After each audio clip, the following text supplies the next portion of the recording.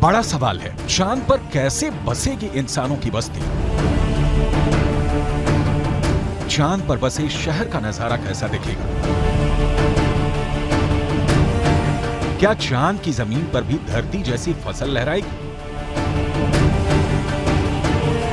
क्या चांद की धरती पर खेती मुमकिन है?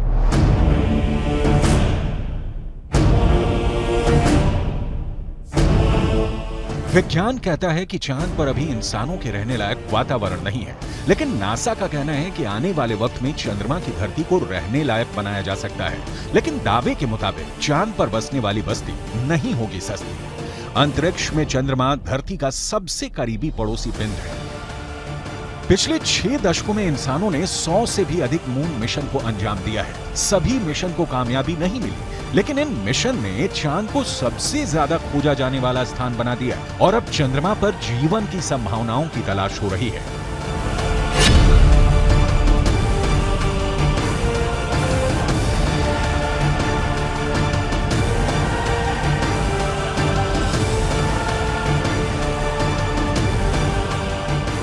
अभी तक चंद्रमा से जुड़ी कई हैरान कर देने वाली जानकारियां सामने आई हैं।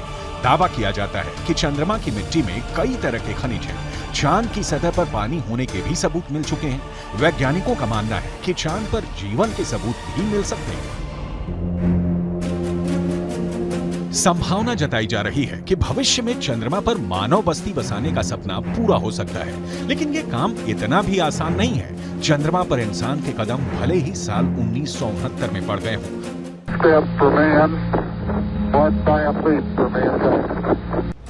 लेकिन कड़वी सच्चाई ये भी है कि 1972 के बाद से किसी भी अंतरिक्ष यात्री ने चांद पर कदम नहीं रखा। जब से इंसान ने चांद पर कदम रखा है, तभी से वहां इंसानी बस्ती बसाने की चर्चा चल रही है। 1972 से अभी तक 51 सालों में कई मून मिशन भेजे गए और उससे जो जानकारी हासिल हुई, उसके बाद से अब चांद पर मानव बस्ती का सपना जल्द आसान हो सकता है, लेकिन ये बहुत अधिक खर्चीला भी हो सकता है। क्योंकि अगर चंद्रमा पर कॉलोनी शुरू करने के लिए धरती से सामान भेजने होंगे तो ये काफी महंगा साबित होगा। एक अनुमान के मुताबिक सिर्फ 100 लोगों के लिए चांद पर जरूरी सामान भेजने के लिए करीब 1.25 लाख करोड़ रुपए का खर्च आएगा।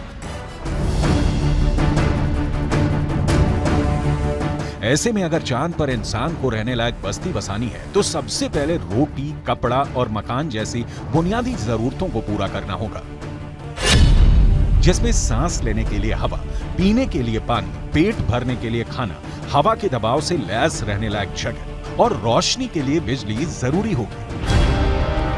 दावा है कि इनमें से ज्यादातर जरूरतों को चांद से ही पूरा किया जा सकता है। चंद्रयान 1 की मदद से चांद पर पानी होने की पुष्टि हो चुकी है।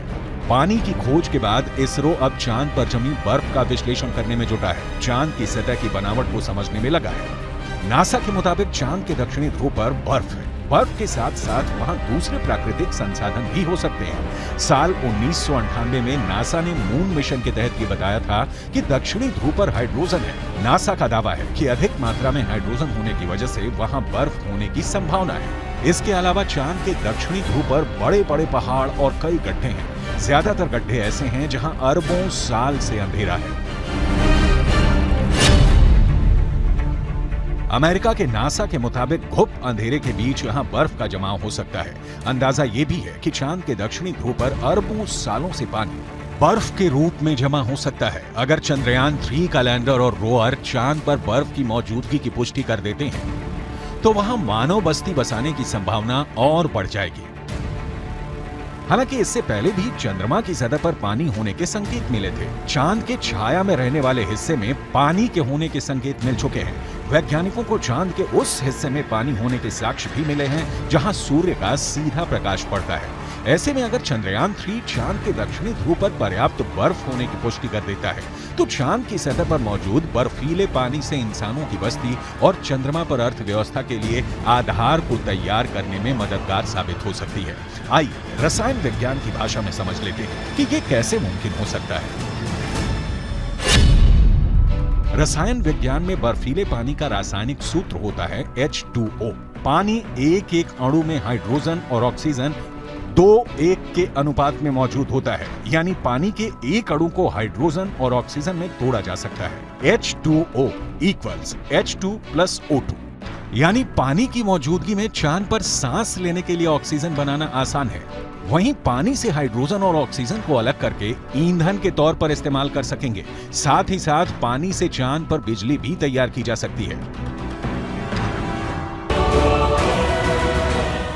साफ है, चांद पर मौजूद पानी कई समस्याओं का समाधान हो सकता है। पानी के इस्तेमाल से सिंचाई के लिए खेती का काम भी आसान किया जा सकता है, क्योंकि चांद पर इंसानों की बस्ती को लेकर रिसर्च कर रहे वैज्ञानिकों को तब बड़ी कामयाबी मिली थी जब चांद की मिट्टी में पौधे उगाए गए। अपोलो 11 मिशन के दौरान करीब 22 किलो सामान चंद्रमा से लाया गया था।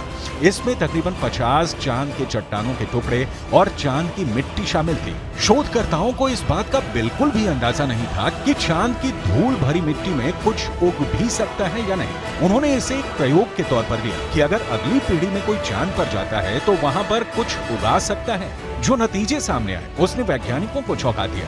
ऐसे में अगर चांद के दक्षिणी ध्रुव पर पर्याप्त मात्रा में पानी नहीं मिलता तो चांद पर बस्ती बसाने का सपना अधर में लटक सकता है।